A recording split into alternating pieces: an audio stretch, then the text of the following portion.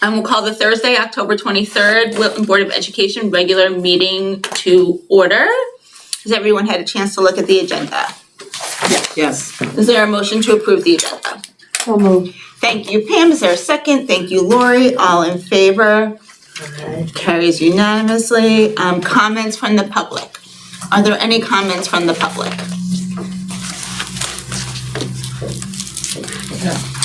Hearing none. Consent agenda. On the consent agenda is minutes from the regular meeting of October 9th and contract approval for the WA 26 through 29 contract. Is there a motion for the consent agenda? So moved. Thank you, Nicola. Is there a second? Second. Thank you, Pam. Any discussion? All in favor? Aye. Aye. Carries unanimously. Board Chair's report. I don't have anything for this evening. Kevin, if you want to move into Great. your report? Yeah, just a couple of things. Lucille, is the camera on? The Zoom camera? There we go. Okay, thank you. So yeah, just a couple of things. So first, thank you very much for your flexibility tonight. We had a stellar fashion show with our It was fun. It was such a treat. high school and community step students. It was terrific. So another just great example of organizations in Wilton coming together to support our kids. And so thank you to all those folks in the room who generously donated as well. So I look forward to my fitness hypnosis thing. What did you get? I don't know. It was Hypnosis? something like that. Yeah. So I told him he could passed get out his to kids to one of clean my his kids. rooms or Yeah. something. Yeah.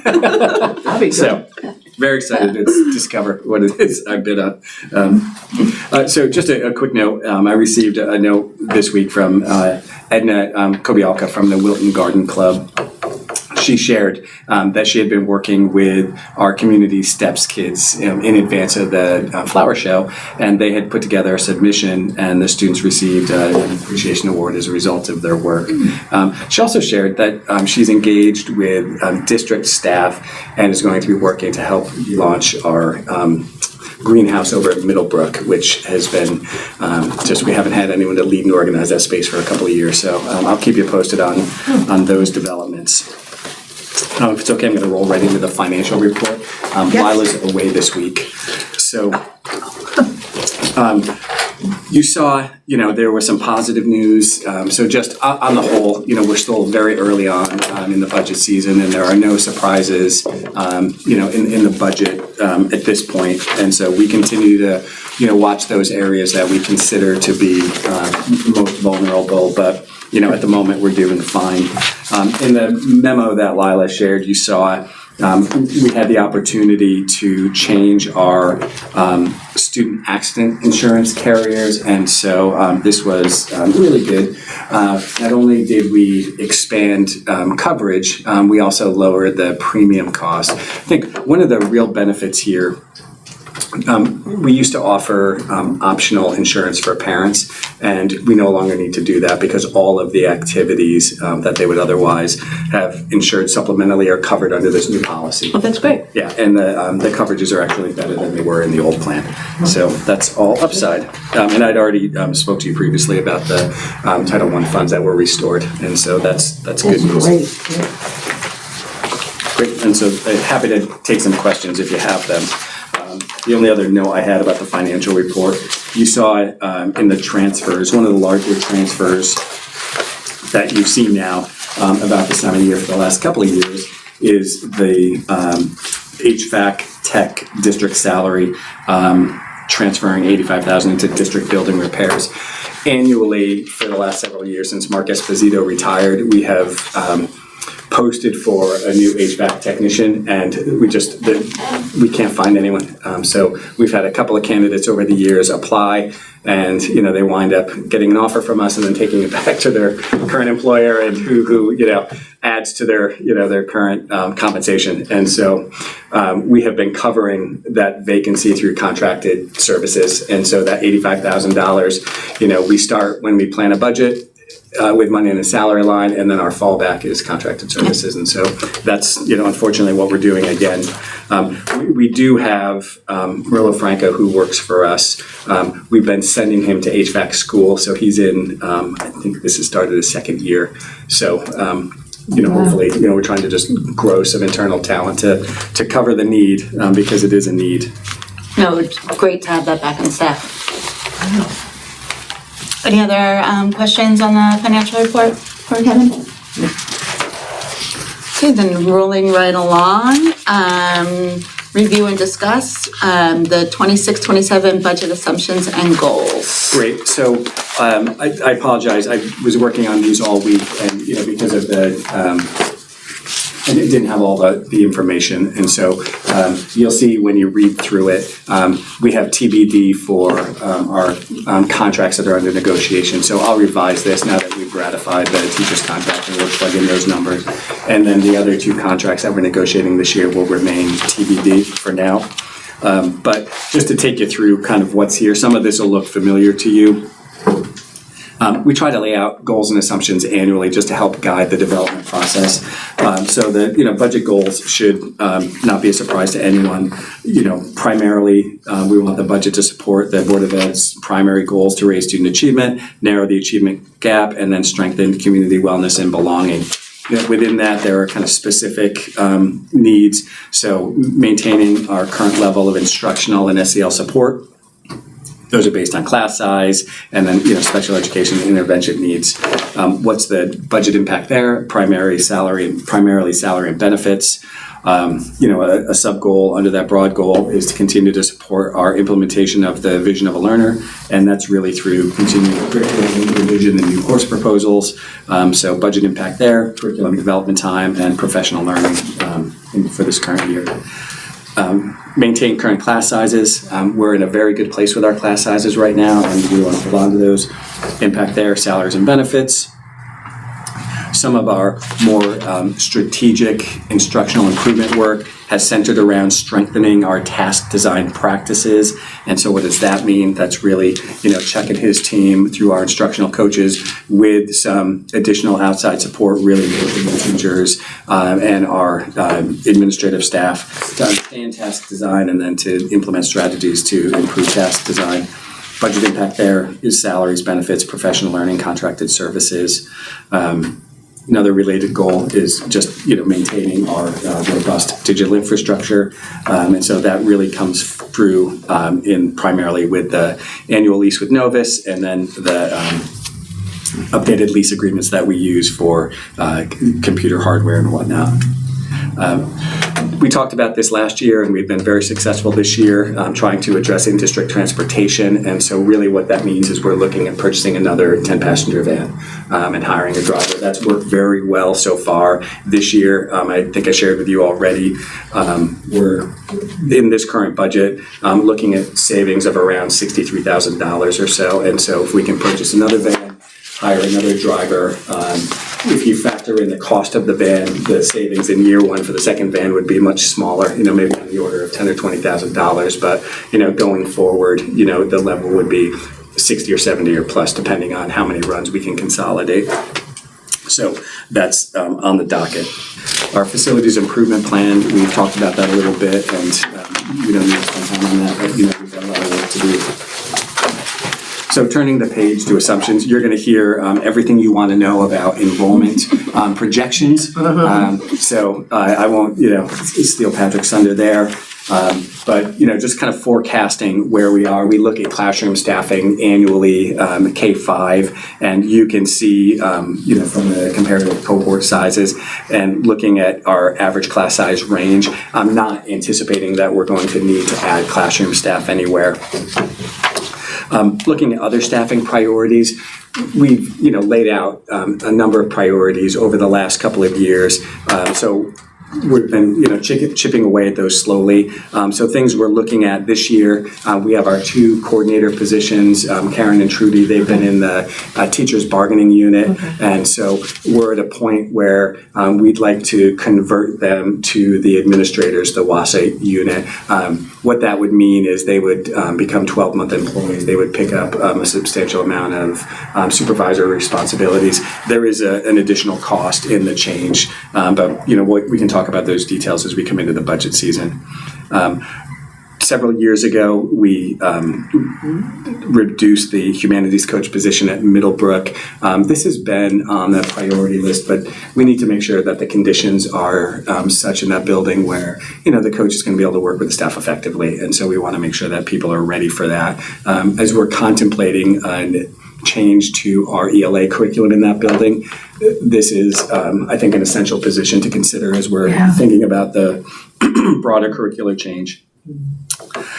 For several years, the high school staff, high school administrators have proposed creating a dean position, and that's something we've deferred in previous budgets. Looking at the enrollment change and staffing, we think we may have an opportunity this year to create that position. It would be a position in the teachers' bargaining unit. It would be split between instructional responsibilities and some dean responsibilities, and the primary role there would be focused around student support.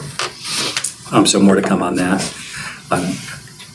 You'll recall over the last couple of years when Andrea Leonardi was here, she had named some concerns around increased student dysregulation at Cider Mill and talked conceptually about the need for a more specialized program, and working with Melissa and some of the current staff through the late summer and in the last month or so.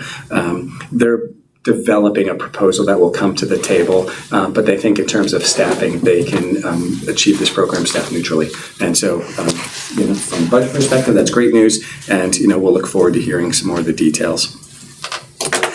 Kathy has been advocating for another paraprofessional for kindergarten, and so that's just on the list, and we'll assess that when we start to finalize numbers. And then in the last budget cycle, Jose had requested an additional maintenance position, and again, we'll just look at that in terms of kind of where our priorities all shake out, and what we're trying to achieve with a total overall budget. Non-staffing priorities, our furniture around the district is, we've got some great current new stuff, and we've got some stuff that's been hanging around, for 40 years that we really just need to move on from. So I will be looking at possibilities for enhancing those budgets so we can start to more meaningfully replace furniture. And then this kind of last one here around, thinking about better instructional use of our courtyards. I don't have a budget number tied to that yet, but that was a concept that really emerged in our long-range planning conversation. And so I've been on a tour with Jose and the principals over the last several weeks. I'll be doing this with Bob tomorrow. In addition to looking at some other spaces, we're looking at the courtyards and our outdoor spaces. And so we're going to engage this year as part of budget thinking and kind of future planning, some conversations around how we might use these spaces better. We have an outdoor classroom here at the high school. I don't know how well it's utilized. We have an outdoor space that was put in at probably 8 years ago, off behind where the Project Adventure equipment is. I don't know how often that's used, but some of the interior courtyards, particularly at Middlebrook and Cider Mill, present a great opportunity. If we can freshen them up and make them attractive and functional, we might be able to get kids outside in a different way. So anyway, so that's on the list. That would be good. Yeah. With respect to assumptions, I think it's important to say, but hopefully you've seen evidence of this. We're always looking at our budget and trying to find opportunities to create more efficiencies. So, the example with the student accident insurance is, probably the most recent, but we always have an eye on trying to, squeeze dollars where we can and do things better where we can. Again, I think important to name, our compliance with federal and state mandates. State mandates only grow, they never shrink. And so sometimes those have real dollar consequences, such as the new reading program. We honor our collective bargaining agreements. Our administrator salary agreement this year is forecasted to increase by 3. And as I noted earlier, we'll fill in the other numbers as we finalize other contracts. You'll see kind of on the last page, and I noted here in the other assumption, but we carry an offset in our budget of $400,000 anticipating staff turnover. And so that's a number that I'm a little bit concerned about. And just looking at our hiring trends over the last several years, and it was really pronounced this year, the pipeline for new staff isn't as strong as it used to be coming out of the best colleges and universities. And so what we have found in the last couple of years is we are hiring more veteran staff from other districts, and they're coming in, they're the most experienced, so they're the most expensive. This year really stood out. We hired, I think, 9 staff members who were at or above the master's or 6-year max. So, that's when you're thinking about trying to manage a whole budget and manage the growth of salaries, that's a pretty substantial change. And so, we plan for younger, less expensive, less experienced staff replacing our more senior, veteran staff who, retire. But we're going to have to do some analysis with Marianne and Lila and just ensure that that's still the right number. So and then we have to work on pipeline. That's not, necessarily a budget consideration, but we have to pay attention to that.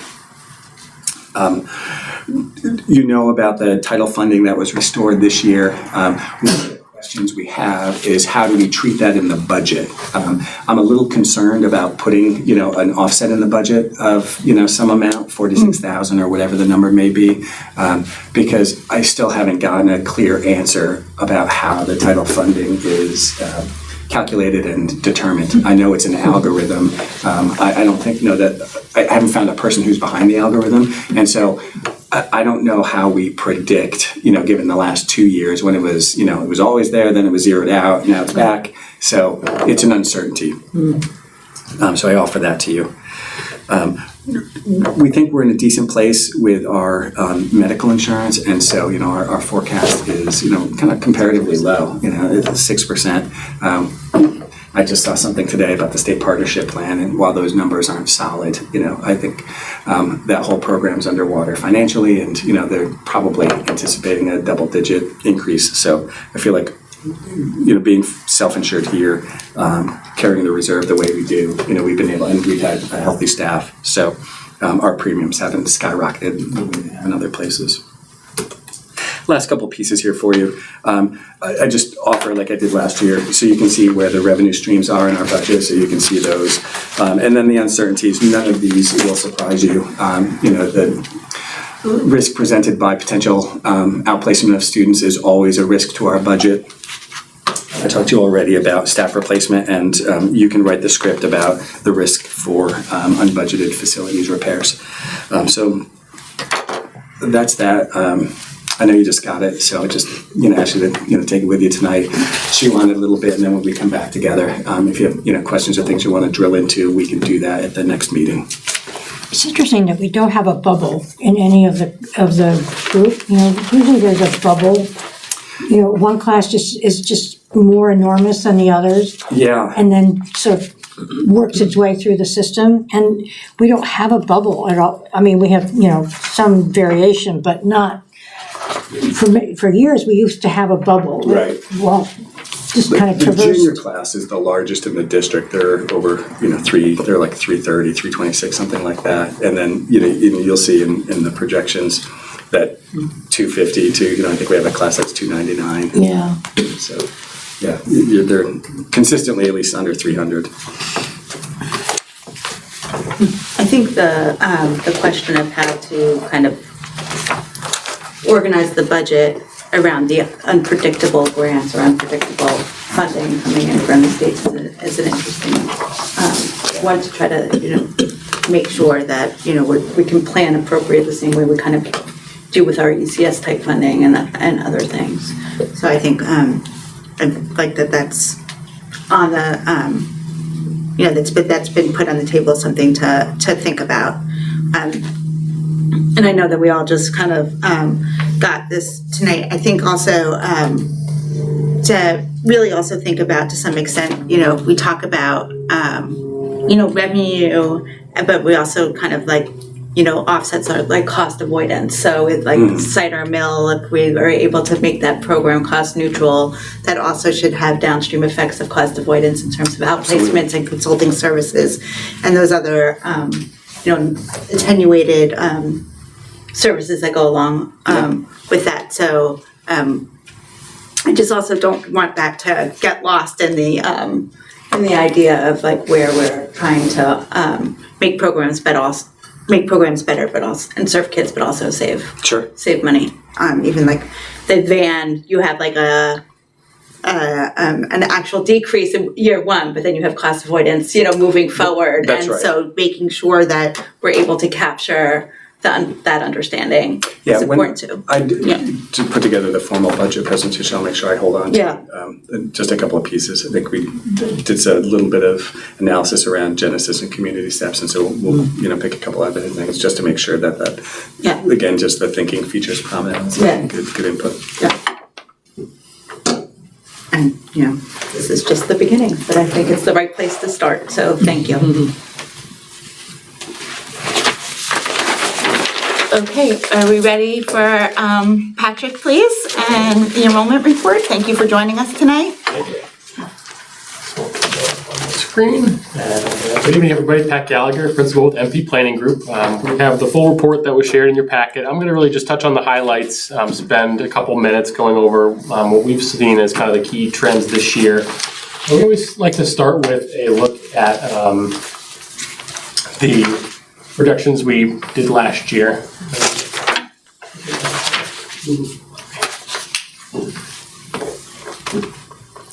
Go to the next slide, Lucille, please. Thank you. And this is a trend we've seen throughout the, you can go one more, please. Throughout the region, actually, is that enrollment is trending below what we had forecasted in not just Wilton, but many of your DERG A peers. Interestingly enough, kindergarten is the only one of the few grades that actually exceeded what we had projected by 7 students, but the remainder of the elementary and middle school grades are trending below.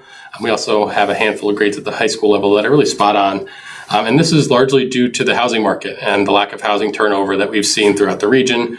We know Wilton and all your peer districts, the school system is what draws new families in. And when there's houses for sale, it's often empty nesters who have sent their kids through the school system selling to the next generation of families who are going to put their kids through the system. And with no inventory, that kind of generational turnover hasn't happened, and it's reflected in our enrollment this year. We'll jump ahead to slide 8 next.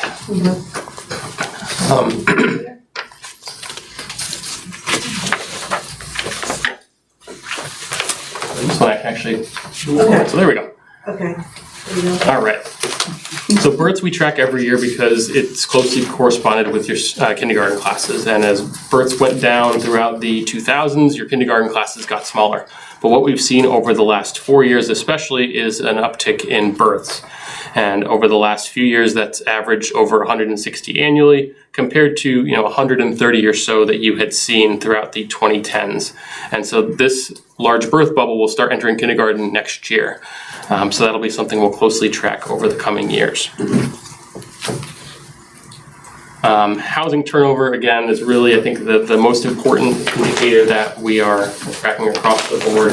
You can see here, this chart just shows home sales since 1991. And like a lot of communities in the region, we saw a huge spike back in 2020 and 2021. We saw a huge influx of new families into town and large growth in enrollment. But over the last 4 years, that has gone down. Interestingly enough, your sales are not down as much as some of your peer communities, but they're still trending well below that peak that we saw back in 2020 and 2021. Is this the kind of, are you thinking that this is now kind of where it's going to settle? Is this trend going to continue? Is this the line that you're forecasting based on moving forward? So it's, we've lowered our migration assumptions for the next 2 years, knowing that the housing market's not going to turn around instantaneously. We know interest rates got lowered a little bit. So if that continues to happen and rates come down, we think that may help the market and help turnover. I know we've heard that a lot of folks aren't selling just because of the rates. If you're locked in and at a 2% rate, you're not going to sell and get a 7% mortgage. So we're kind of at the whim of larger federal policy here. But yes, over the next 2 years, we're taking that more pessimistic view on the housing market and migration. And prices obviously are also impacting that. So prices have almost doubled over the last 6 years. Again, something we've seen throughout the regions that may be pricing out families who traditionally could have afforded to move here.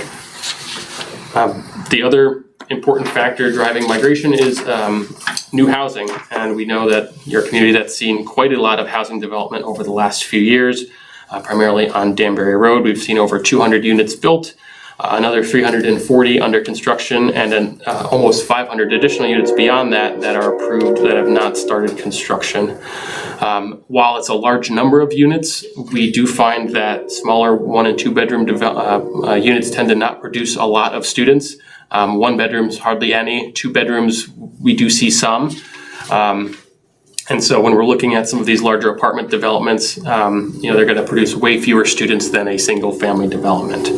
Another important consideration is price point. Affordable units we've seen, not just in Wilton, but across the region, produce more students per unit than a market rate or a luxury unit.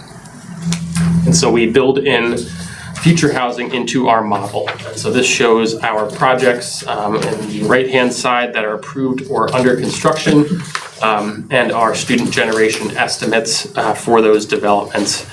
And so we are using a estimated student generation of about 22 students per 100 units for these market rate and mixed income projects.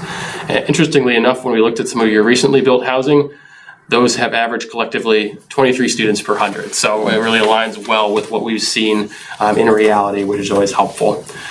We've also not added in all of the students to the model because your baseline forecast accounts for some housing growth and we don't want to double count.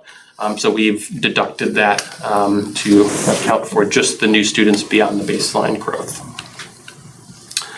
So migration, I think the chart here really shows how impact of the housing market is reflected in your students. So this is our net migration analysis. So this compares the total number of students who moved in minus the number of students that have moved out.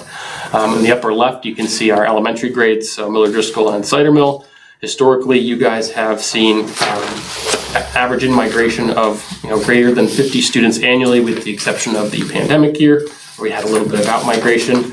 This year, we saw a net in-migration of just 5 students, compared to that record of 114 back in 2021, and an average of about 50 over the 3 years prior. So we're down about 45 students in net in-migration, which explains much of that gap in the lower elementary grades from our model last year.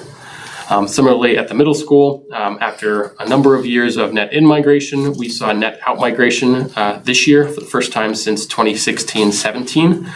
And the high school, historically you had seen out-migration, particularly in the 8th to 9th grade transition. That had really reversed itself over the last few years. We're back to about neutral there for this year.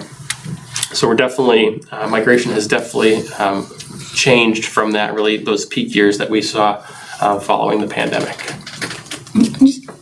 I don't know if we looked in the Middlebrook, was it concentrated in like the 5th to 6th grade, or was it across the building? Do we know? Just curious. What are you talking about? The student loss, the net migration. At Cider Mill? No, at So it was actually all the grades, and actually the interest, 7th grade was, 7th grade? Yeah, it was, Okay. it was Projected growth was like, we were in negative numbers in every Okay. grade. Yeah, And okay. then they So it was not as across. particularly pronounced. Okay. Yeah, It was across, okay. So getting into our historic enrollment here, our kind of look ahead. This chart here shows our persistency ratios. I know it's a little hard to read, but it compares a cohort as it moves from one grade to the next. If a number is over 1, it grows. If it's under 1, it shrinks. You can look at the last few years and you see mostly numbers over 1. So a cohort will grow as it moves from kindergarten to 1st grade to 2nd grade. This year we had several cohorts that shrank, that historically grow. So I've highlighted 3rd to 4th grade. Historically that grows. This year that shrank by about 3%. The middle school cohorts all shrank this year as that cohort moved up a grade. And we also saw a lower retention rate for 8th graders as they moved to 9th grade. And so collectively, again, tied to the housing market and lack of housing turnover, we're seeing net out-migration for the elementary and middle school grades, which for kind of historical comparison, we saw only higher net out-migration in 2020 in the pandemic year.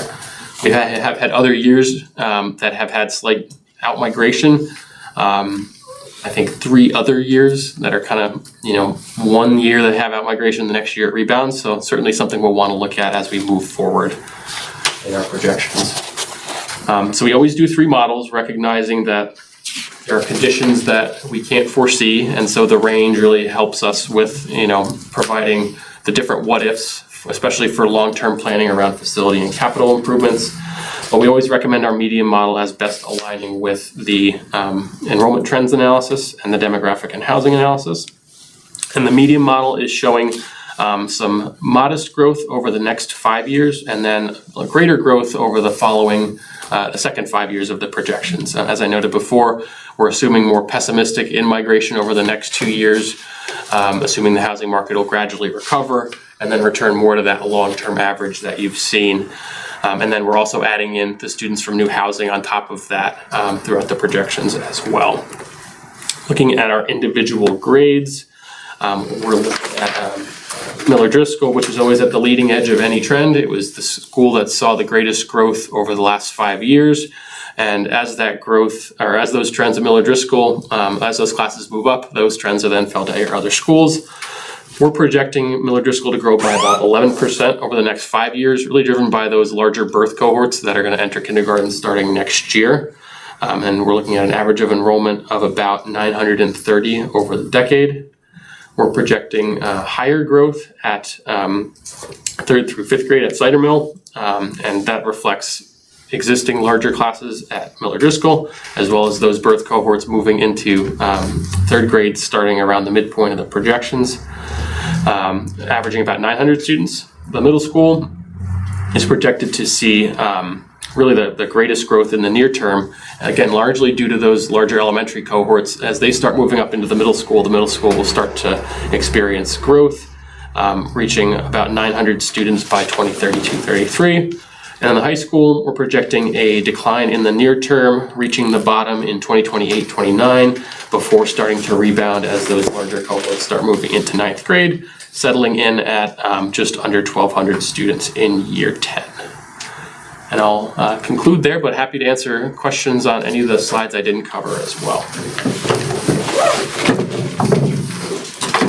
On the future residential development slide, 14, there's some of these are actually they're built now. So 131 Danbury Road is it's fully occupied, and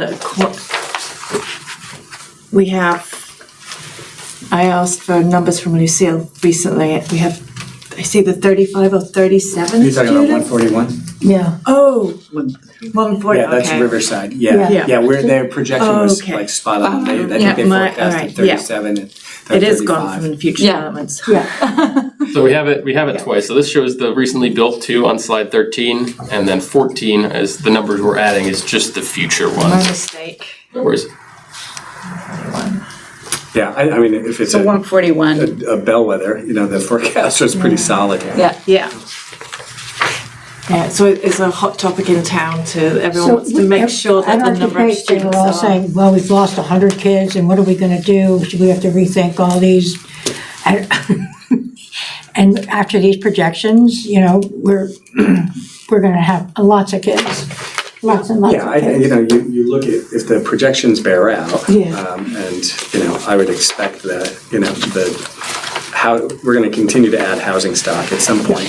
Yeah, The conditions will shift for and the single-family houses. And so you look at those out years, and they are, more reflective of some of our historic highs. Yep. I think that when I'm thinking about short-term, conditions, you saw in the assumptions, there's really not staffing implications for the lower schools at this point. The high school, as we've talked about, from a staffing perspective, is the most sensitive to enrollment because they staff to the section, and that's where we're going to see, we're going to have a smaller high school, we're going to have fewer staff, create some opportunities maybe to do some different things. Yeah.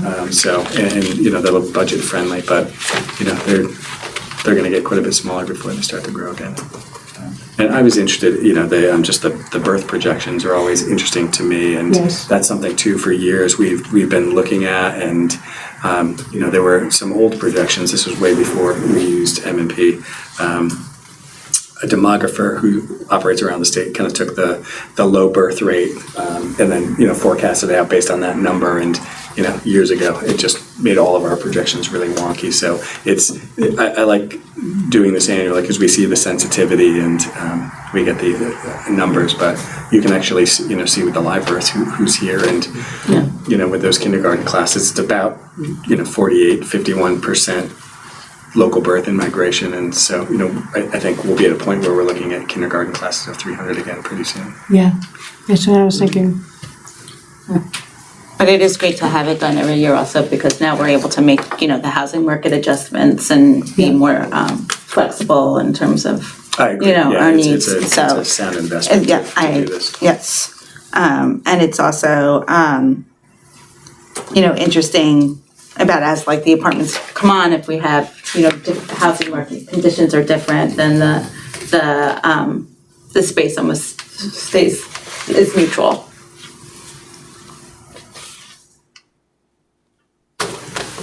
So is there a difference between when 141 Danbury Road has generated 35 children in the school, but the Godfrey Place it's got 30% affordable housing?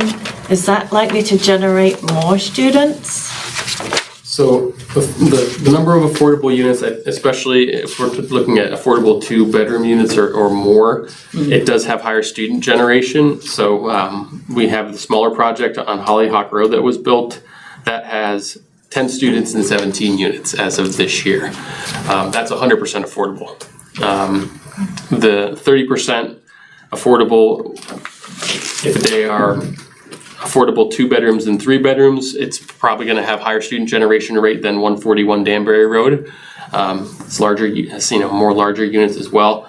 It's a bit smaller of a size development, so I don't think the impact is going to be tremendous, but probably a higher student generation rate if I had to estimate. But the model includes that, correct? Yes.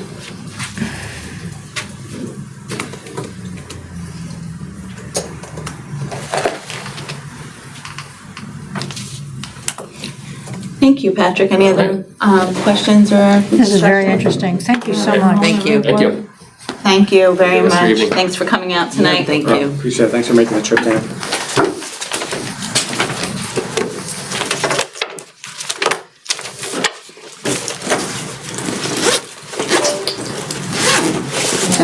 Having nothing under possible action items for this evening, comments from the public? Thanks, Luciana. Thank you.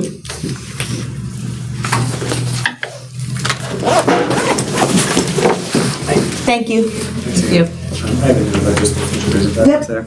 So to accommodate the fashion show tonight, typically this would have been the evening where we asked the high school staff to come over and present their new course proposals. With your indulgence, I'd like to keep to the schedule that we typically have. So I'm asking folks to kind of read through those over the next 2 weeks. I'll have the staff here when we meet on the 6th, but I'd also, if people are ready, I'd like to vote that night because that has, real budget implications and planning implications as we're moving through the winter. So if that's okay, then I just wanted to flag that for people. So I'd put in a request to the board that over the next week, before the 6th, which is our next meeting, if perhaps by that Tuesday of that week, so that would be the 4th. If there's any questions that you have for staff relating to the course proposals, if we could just get them into them so they have time to prepare and answer our questions so we can move forward with it on a vote on the 6th.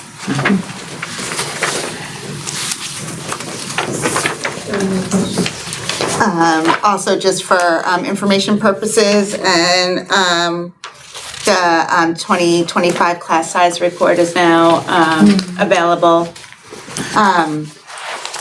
along with the enrollment report, which will be put online that we just went over today. That's up and also be put on the website. We have a regular meeting again on November 6th. And then on Thursday, November 20th, our meeting will start at 6:30. And we're going to have a 2-topic meeting of parent engagement and community conversation about the budget. And then there'll be a regular meeting on Thursday, December 4th. And then on Thursday, December the 4th will also be our organizational meeting and our regular meeting. And then on the 18th, we have a regular meeting scheduled for the 7th, which is looking like we'll probably turn that into a board workshop. But more to come on that. Yep.